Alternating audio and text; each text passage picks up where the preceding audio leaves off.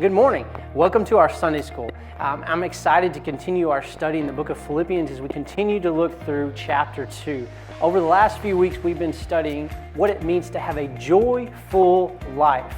And we've looked at what God has done with us and how He has shown us that we have purpose in the pressures of life that we faced. And last week we looked at how our attitudes can affect others and how our attitude also reveals our values. This week we're going to talk a little bit about living as lights. No one likes to be in the dark. No one likes to be lost in the dark. I remember a time when I was lost and disoriented in the dark and how anxious it made me feel and how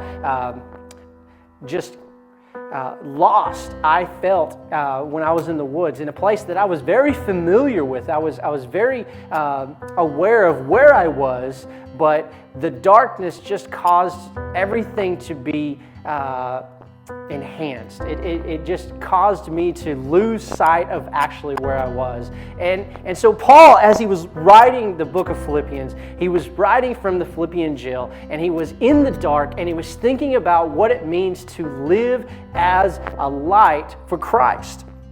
Admit it, when you step into the sunshine on a nice, sun-filled, shiny day, that it just uplifts your spirits. It just gives you a smile or puts a smile on your face. And that's kind of how we need to be when we realize that we're living in the presence of Christ and that Jesus can bring that same smile to our face. So many people are living in the dark, living in darkness, and they're oblivious to the light that Christ can give them, that Christ can shine in their hearts. So let's look into Philippians chapter 2 and finish out the chapters. We read verses 12 through 18 and see what Paul has to say about living as lights to have a joyful life. Let's look at Philippians chapter 2, verses 12 through 18. Read it with me. It says this: "Dear friends, you always followed my instructions when I was with you. And now that I am away, it is even more important. Work hard to show the results of your salvation, obeying God with deep reverence and fear. For God is working in you, giving you the desire and the power to do what pleases Him. Do everything without complaining and arguing, so that no one can criticize you. Live clean, innocent lives as children of God, shining like bright lights in a world full of crooked and perverse people. Hold firmly to the word of life. Then on that day that Christ returned, I will be proud that I did not run the race in vain and that my work was not useless. But I will rejoice even if I lose my life, pouring it out like a liquid offering to God, just like your faithful service is an offering to God. And I want all of you to share that joy. Yes, you should rejoice, and I will share your joy."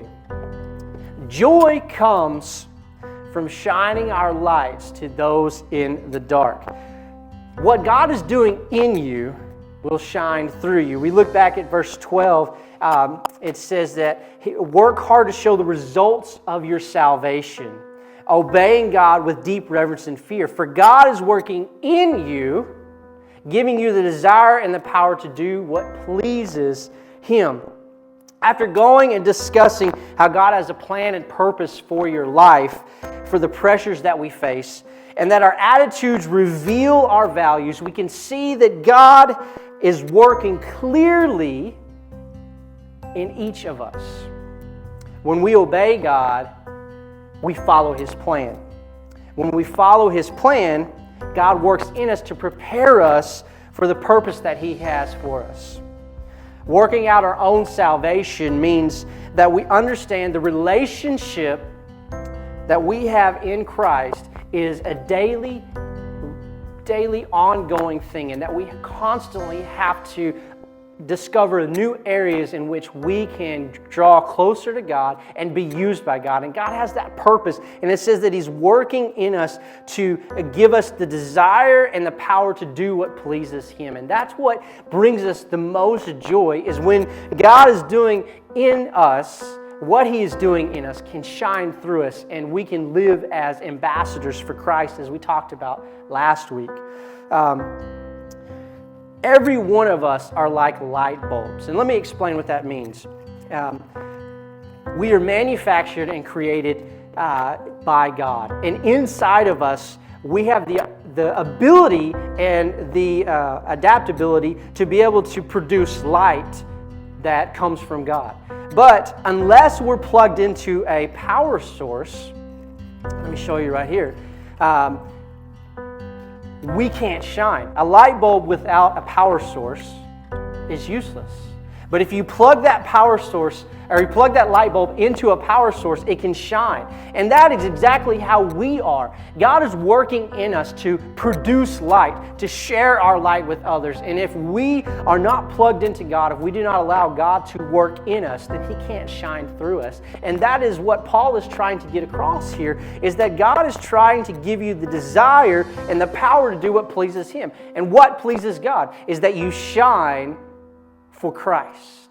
And if we are light bulbs that are shining for Christ, as long as we're plugged into Him, our lives should operate as light for those that live in the darkness. As we look at verse 14, it's down through verse 16, it says, "Do everything without complaining and arguing, so that no one can criticize you. Live clean, innocent lives as children of God, shining bright in the world full of crooked and perverse people, holding firm to the word of life. Then on that day of Christ's return, you will be proud that you ran your race not in vain, and that your work was not useless." See, light bulbs, again, without a power source, are useless. A light bulb that does not have a power source cannot shine in a room. It cannot show the light of life into those that are living in the darkness. For us, without the Spirit of God or the power of God in our lives, we cannot be the lights that God has intended us for. We live our lives blameless, not to please men, but so that no one has a reason to look at you and say, why should I come to Christ? Why should I be a Christian? Why should I give my life to God if you're doing the same exact thing that I am? If you're not living differently than I am? See, if people see that we live our lives the same way that they do, then they have no reason for Christ. But if we shine our lives as lights, what we do can proclaim the gospel of Jesus Christ. And if we plug ourselves into Christ and we shine to those that are in the darkness, they have a reason to come to the light. And I don't know if you have ever watched lights that are outside in the dark. What is attracted to those lights? Moths, or the creatures that kind of live in the light. I don't know how many times I've been walking into the woods with a flashlight, and it seems like the wildlife just comes to life, and they just start, they're attracted to what is happening where the light is. And that is kind of how people are. If they can see Christ in you, if they can see Christ working in you, and you're shining your light, people are attracted to that, and they want to know what is so different about you. So that is why it is important for us to shine our lights and live our lives for Christ, so that people can see the light of Christ in us. So the more of us that shine our lights, the brighter Jesus becomes. Well, let me put it this way. The more of us that live our lives like Christ, or the more of us that live our lives to reflect Jesus, to shine our lights and proclaim the gospel, the more visible Jesus becomes. And that is something to rejoice about. In verses 17 and 18, Paul is saying here, he says, "I will rejoice even if I lose my life, pouring it out like a liquid offering to God, just like a faithful service is an offering to God. And I want all of you to share that joy." Yes, you should rejoice, and I would share in your joy. Paul is saying, when you live as a light for Christ, when I live as a light for Christ, when we all come together and we manifest Christ together with our light, then Jesus becomes more clear. And when Jesus becomes more clear, people can see the need that they have for Jesus. And when they see that need and they come to Christ, that is something we can rejoice about. That is something that brings us joy, that can fill us with joy. Over the last few weeks, we've talked about how difficulties, how we can have joy in the difficult things, knowing that God has a purpose for us. And also that when our attitudes reveal our values, we need to see that we should value Christ in the service of Christ. And when we value that service, when we value Jesus, then we begin to see that Christ is the most important person in our life. And when we live our life for Christ, we find true joy. And when we find true joy, what brings us the most joy in our life is when other people come to a realization that Christ is the answer, that Jesus can give them life. And not only give them life, but give them a light so that their bulb that was disconnected from the power source now can be connected to the power of God, and a light or a life, that was living in darkness, that was on the shelf, not being used for any purpose, now has a purpose to shine brightly for Jesus Christ themselves. And there is nothing more that can bring us joy than when we see that God has a plan and purpose for us, and we live our lives shining for those that need to hear the gospel, shining to those that are in the dark. When we see someone else shining their lights for Jesus, we should not be jealous, but rejoice. Seeing others shine brightly should also bring us joy and want to make us shine brightly ourselves for Jesus. My question for you is, are you bringing someone joy by shining your light? Are you plugged into the power of God so that you can shine bright? Or is your light dim or bright? Are you connected to God? Are you connected to His power? Or are you in a box or in a shelf somewhere, living in the darkness, doing your own thing, not following the purpose that you were designed for? See, a light bulb has no other purpose. There's no other reason to have a light bulb than to bring light. It was designed for that one purpose in mind. You were designed for that same purpose, so that God can fill you with His presence, so God can fill you with His power, His Spirit. And through that connection that you have to the Spirit of God, you then can shine brightly as a light in this world.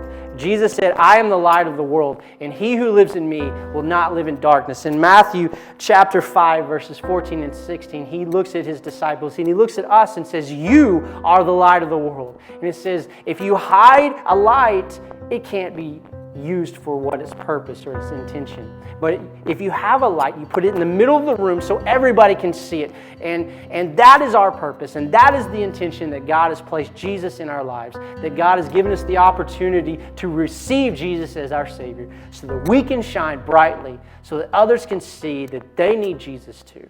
So I'm praying for you. I miss each and every one of you. I'm excited that we have this study to go through, and I'm excited to see where Paul is going to bring us through as we continue to look at what it means to have a joyful life. And we continue with Philippians chapter 3 next week. So look forward to seeing you Wednesday. We look forward to seeing you Sunday at our drive-in service. But also, I look forward to bringing the next video as we continue our study in the book of Philippians. Having a joyful life.